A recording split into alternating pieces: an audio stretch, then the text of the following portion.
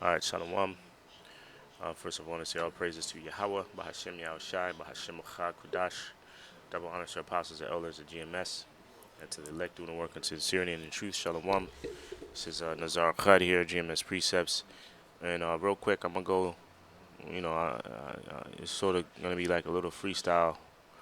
But I'm going to read a few verses in 2nd Ezra 15 as I was reading this. And, well, I was reading an article, and this scripture popped into mind. So, we're going to start at verse 1. It says, Behold, speak thou in the ears of my people the words of prophecy, which I will put in thy mouth. And this is very important, right? Because it's saying a few things. It's saying that the Most High, we're not speaking our own words. We're being it's inspired by the Most High to speak about prophecy, right?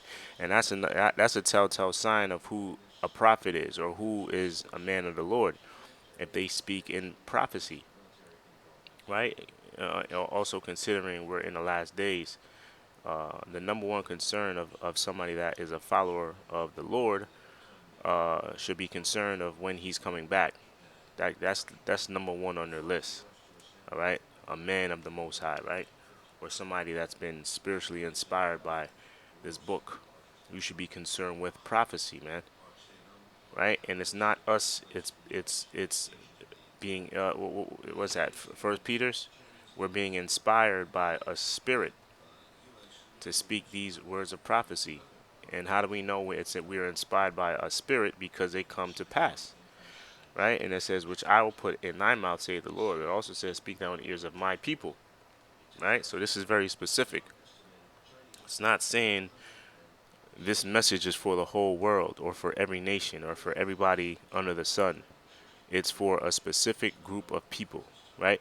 And it says, and cause them to be written in paper, for they shall be faithful, for they are faithful and true. And what is that speaking about? The words, the prophecies, they're all faithful and they're all true. They will come to pass.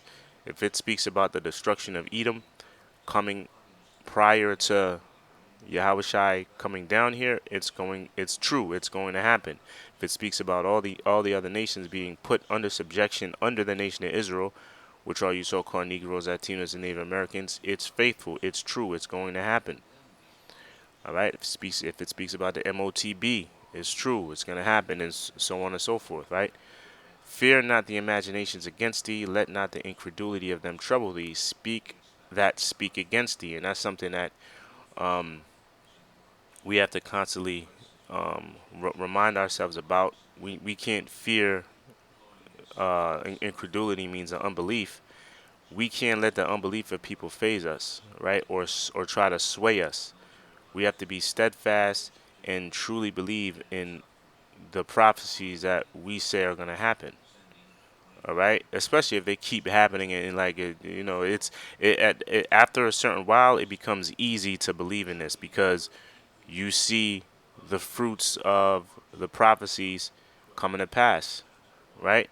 So this really isn't too tough. All you just gotta, the only thing that might seem tough is that you gotta deal with people calling you crazy and calling you all this other stuff. But we're just going through the same things that the Lord went through. The Lord went through all of that.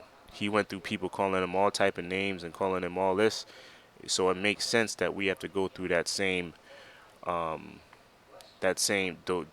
trials, right? That's what bearing your cross is, right? That's why the Lord spoke about that. And this is the kicker. For all the unfaithful, right? The ones that had no belief in what we say, all the unfaithful shall what? Shall die in their unfaithfulness. So anybody that looks at you, calls you all type of names, crazy or conspiracy theorist, da da da, that's a dead man. You could just look at him as a dead man walking, man, because their unfaithfulness is gonna be their unfaithfulness. The result of their unfaithfulness is death. Right? Behold, saith the Lord, I will bring plagues upon the world, sword, famine, death, and destruction. Right? And see, and all of these can come in any form that the Most High chooses, and that's a lot of plagues. upon the world. Sword, famine, death, and destruction. And we see it's only going to get worse. You're going to see the love of many is waxing cold. You see all the crime rates in all these major cities are just going up and up and up. You know, women, you women, Isaiah 32, you see, you're going to know how important it is, and all that feminism BS is going to go out the window very, very soon, and you're going to know how important it is to have a man around, or the role of men. You're going to see how important it is when men are not going to be there to deliver you in the time of trouble, because these are the plagues, the ones that are most at risk for these plagues and all this death that's about to take place. The ones that are vulnerable are who? Women and children, right? For wickedness hath exceedingly polluted the earth, and her hurtful works are fulfilled.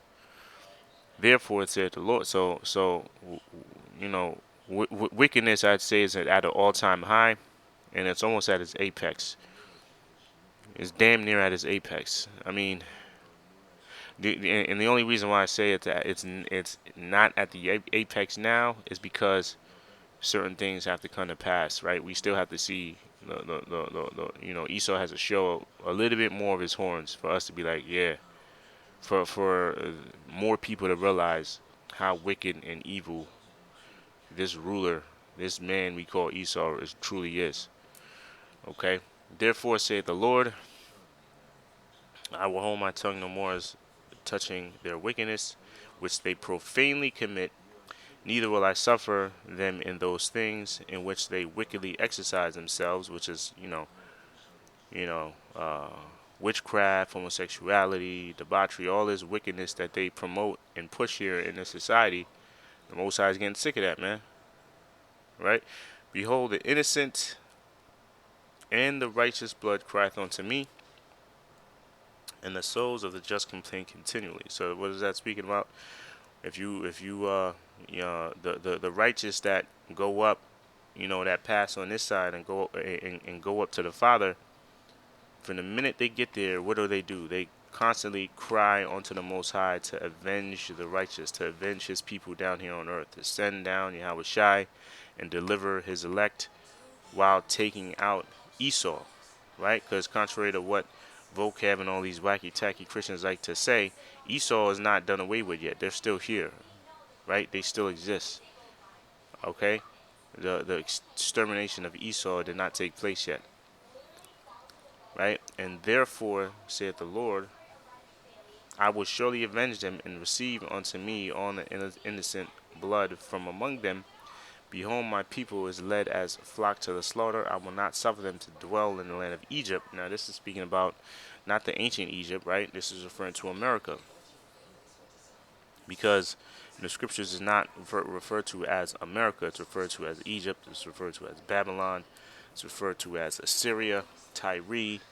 Um, um, you know, it's referred to as other nations because it takes on a lot of the same customs as these ancient kingdoms, right? It says, and I will bring them with the mighty hand and the stretched out arm, and smite Egypt with plagues. Ooh, it says smite Egypt with plagues as before. Right? So that's showing you that this is not talking about, this is a prophecy. This is not talking about ancient Egypt. It's saying I'm gonna smite Egypt again, right? It says I'm gonna smite Egypt with plagues as before, and will destroy all the land thereof. And how's it gonna do that? Thermonuclear intercontinental ballistic missiles, right? That's what's gonna destroy a whole landmass. And when it mentioned Egypt, I saw this. This is a new fear factor, scary. This is called tomato flu. Fear grows over tomato flu outbreak as health officials gave first warnings over symptoms. So I don't know how real how real this is. They got first, it was they had the monkeypox. They had the Budweiser, the Budweiser virus was first. Then they had the monkeypox as a scare. Now they got this bullshit, tomato flu. It has prompted health officials in India to issue their first warning to parents along with prevention guidance. So I don't know how serious this is. You know, eventually it's going to come here, eventually to the States. But this is, this is the other fear tactic they're going to use. No, I don't know how, like I said, I don't know how real this is, just, but um, Egypt or America is still going to be hit with a lot of plagues, like as before, right? Because how the Most High is going to plague this world is what? Through sword, through famine, through death, and through destruction. So that's a so if you see any new disease or pestilence or destruction. I was watching this video here, or this is going on in Bangladesh. Let me go back a little bit. This is the chaos happening in Bangladesh.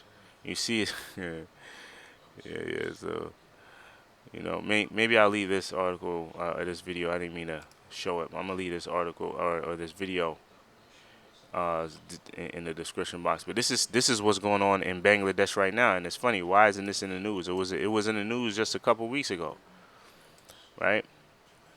Street protests erupt across Bangladesh over fuel price hikes, and this isn't old. This is a few days ago, or this video is as of yesterday. But it's still chaos over there, man.